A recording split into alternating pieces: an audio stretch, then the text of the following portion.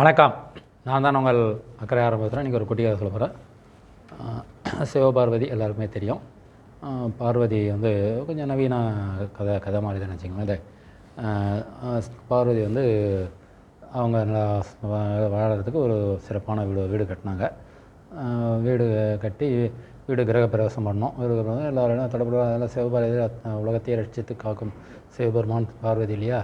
அதனால் அவங்களுடைய கிரகப்பிரவேசம் ரொம்ப கிராண்டாக இருக்கணுன்ட்டு நாள் குறிக்கிறதுக்கு போகிறாங்க. நாள் குறிக்கிறதுக்கு போயிட்டு இவரை கேட்குறாங்க.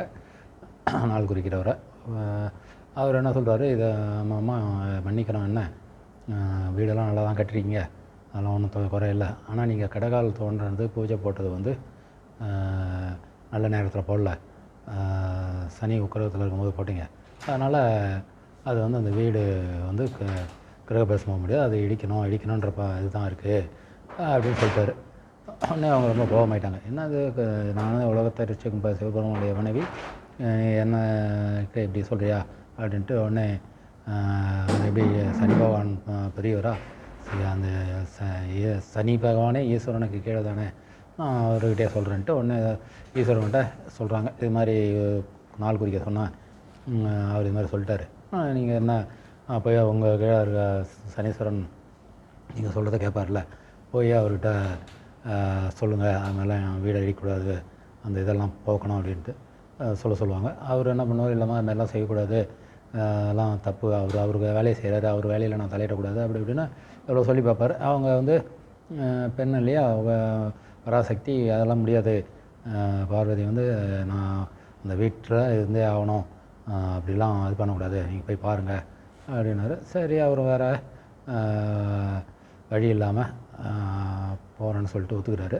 அதுமாதிரி போகிறதுக்கு ஆயத்தமாகிறாரு. அதுக்கு முன்னே என்ன சொல்கிறாரு, நான் போகிறேன், எப்படியும் சனி பகவான் வந்து அவர் என்ன இதுவோ அதுபடி தான் நடத்துவார்,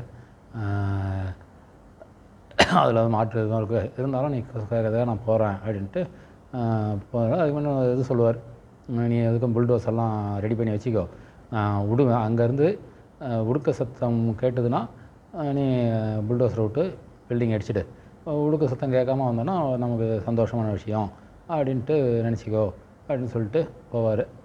சரின்ட்டு போயிட்டு போவார். சனீஸ்வரன்கிட்ட இருக்கிற இடத்துக்கு போவார். சனீஸ்வரன் அப்படியே பதறி போய், ஐயா நீங்கள் எங்கே வந்தீங்க, பகவான் வந்து இங்கே வரலாமா, நீங்கள் சொல்லியிருந்தால் நானே வந்திருப்பேன், இதுக்கு என்ன விஷயம் அப்படின்னாரு. இது மாதிரி விஷயத்த சொன்னார்.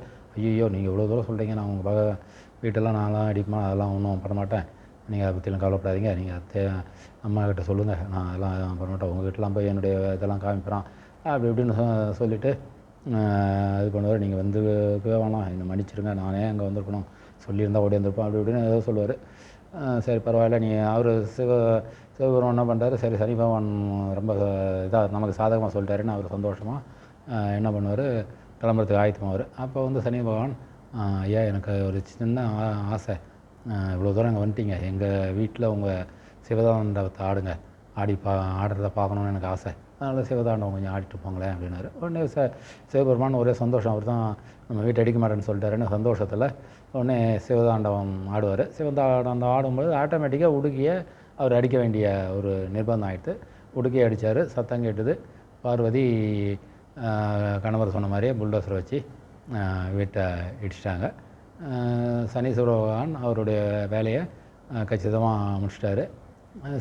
சிவபெருமானுக்கும் அவரையும் சந்தோஷப்படுத்திட்டார். ஆனால் உண்மை என்னவோ, அது என்ன நடக்கணுமோ அதுபடி நடந்து போயிடுது. அதுதான் வாழ்க்கையில் எல்லாமே நிர்ணயிக்கப்பட்ட ஒன்று தான். நம்முடைய வளர்ச்சியும் சாட்சியும் வந்து என்ன நிர்ணயிக்கப்பட்டது, இருந்தாலும் அதுக்காக இதோட வளர்ச்சி இல்லை, இது கிடையாது அப்படின்னு நம்ம இதான் மூட நம்பிக்கையோடு இருக்கக்கூடாது. நாம் தெய்வத்தையும் வணங்கி முயற்சியோடு செஞ்சோம்னா நாம் எந்த இதையும் வாழ்க்கையில் வெற்றி பெறலாம். அந்த இது வந்து சில பெரிய தடங்கள் வந்து சின்னதாக வந்து இது பண்ணிட்டு போவோமே தவிர தடங்களே இல்லாமல் போகுதுன்றது அந்த கதை இருக்கும். நன்றி, வணக்கம்.